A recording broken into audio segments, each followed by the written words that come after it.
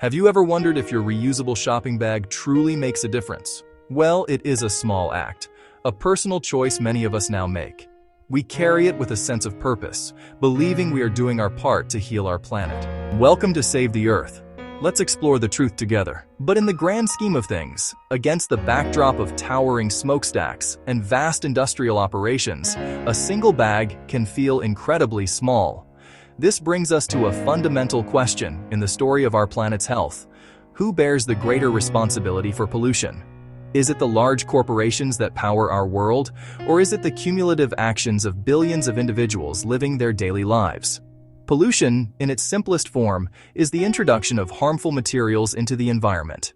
These materials, called pollutants, can damage the quality of our air, water, and land, disrupting the delicate balance of ecosystems that have taken millennia to form. The debate over its primary source is not a simple one. Understanding both sides is crucial. This is not a matter of placing blame, but of seeking clarity. To find effective solutions, we must first understand the problem in its entirety, the systems we have built and the roles we all play within them. The modern world is built upon the foundation of industry. Our homes are warmed, our cities are lit, our societies are connected by vast networks of production and energy generation. These industrial activities are a primary source of pollution on a scale that is difficult to comprehend. Giant power plants, often fueled by coal or natural gas, release enormous quantities of carbon dioxide and other greenhouse gases into the atmosphere. These emissions are a leading driver of climate change, altering weather patterns and threatening ecosystems across the globe. The sheer volume of pollutants from a single industrial facility can dwarf the combined footprint of thousands of people. Factories produce cars, electronics, clothing, and chemicals, and contribute significantly to environmental contamination. Manufacturing can release toxic substances into rivers and soils, poisoning water sources and rendering land unusable for generations. Chemical dyes stain rivers, heavy metals from mining leach into groundwater. These are not small, isolated incidents. They represent a systemic challenge. Production and profit often come at great environmental cost, impacting communities closest to industrial zones. Extraction of fossil fuels like oil and coal scars landscapes, removes mountaintops, clears vast forests, and destroys long-standing habitats. Oil drilling on land and at sea carries constant risk of catastrophic spills. A single statistic puts this in perspective. It is estimated that just 100 companies have been the source of more than 70% of the world's greenhouse gas emissions since 1988. To understand the sheer magnitude of corporate pollution, we need only look at the Deepwater Horizon oil spill in 2010. No small leak, but a catastrophic failure over 87 days. Millions of barrels of crude oil gushed from a wellhead nearly a mile below the surface, the dark plume spreading relentlessly and coating shorelines with toxic sludge. It was a stark and visible reminder of the risks inherent in our quest for fossil fuels. Images of oil-soaked birds and marine mammals filled our screens, showing the terrible price paid by wildlife. Dolphins, sea turtles, and countless species of fish and invertebrates perished. Delicate coastal marshes, vital nurseries that protect coasts from storm surges, were destroyed. The spill's effects reached the depths. Deep-sea corals and sponge communities were smothered by oil and chemical dispersants. The human cost was immense. The fishing and tourism industries were crippled. Generations saw livelihoods vanish, futures uncertain. Cleanup workers and residents faced health concerns from oil and dispersants. The disaster revealed deep vulnerabilities in coastal communities. It shows how one corporation's actions can cause rapid, widespread, long-lasting harm no individual could replicate. Cleanup cost billions, and recovery will take decades, underscoring the need for stringent safety regulations and oversight. While corporations operate on a massive scale, the combined footprint of billions of individuals also shapes the planet. Consider how we travel. Many rely on gasoline and diesel vehicles. Each journey releases pollutants. One car may seem insignificant, but hundreds of millions contribute to city air pollution and climate warming. At home, heating, cooling, and lighting often come from fossil-fueled power plants. Our consumption habits matter. The food we choose, the clothes we wear, and the products we buy all have environmental stories. The global food system emits heavily, from livestock methane to fossil fuels powering machinery and transport. Fast fashion encourages disposability, driving landfill waste and pollution from textile production. Single-use plastics, bottles, cups, packaging are used for minutes but persist for centuries. Around 8 million metric tons enter oceans each year, like a garbage truck every minute. These choices are driven by convenience, habit, and systems around us. Often it's easier and cheaper to drive or buy packaged snacks. The cumulative effect is undeniable, creating demand that fuels production and waste that chokes ecosystems. Recognizing our role is not about guilt, but empowerment. The first step toward conscious choices that collectively steer us to a sustainable path. The story of single-use plastics offers a clear example of how individual choices and corporate production are deeply intertwined. Designed for convenience, they symbolize a throwaway culture. A single person using a plastic bottle seems harmless, until billions make the same choice, creating staggering waste. Our oceans, rivers, and landscapes are now littered with the evidence of these collective decisions. We must ask, where do these items come from? A massive global industry profits from single-use products. Corporations produce raw plastic, design, manufacture, and market the goods, promoting disposability for decades, making it cheap, accessible, and integral. The system is built to buy, use, and discard, creating continuous demand for new products. Individuals drive demand through purchasing habits.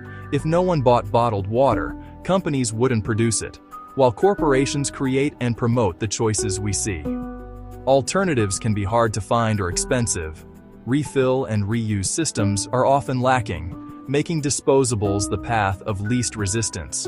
Focusing on just one side is not enough. Shaming individuals ignores trillions of produced bags. Blaming only corporations overlooks consumer power. Change must come from both directions. Individuals reduce and demand alternatives. Corporations innovate, design for reuse, and invest in circular systems. The striking difference is scale. A single industrial entity can release enormous concentrated pollution. An oil spill can release millions of barrels in weeks. A coal plant can emit millions of tons of CO2 in a year. Individual impact is diffuse and cumulative.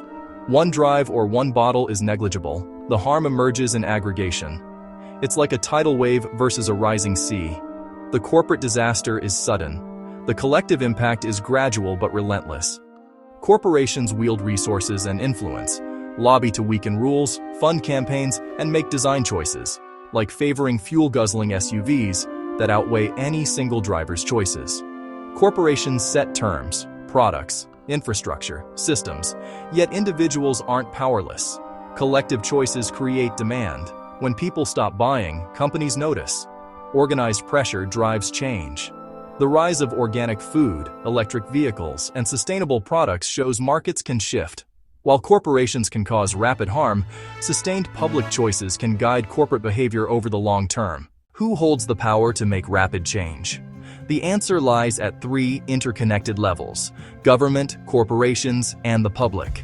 Governments set the rules. They can limit pollution, price carbon, ban harmful single-use plastics, and mandate cleaner tech, often the fastest path to large-scale change. Standards force all companies to operate under the same environmental expectations.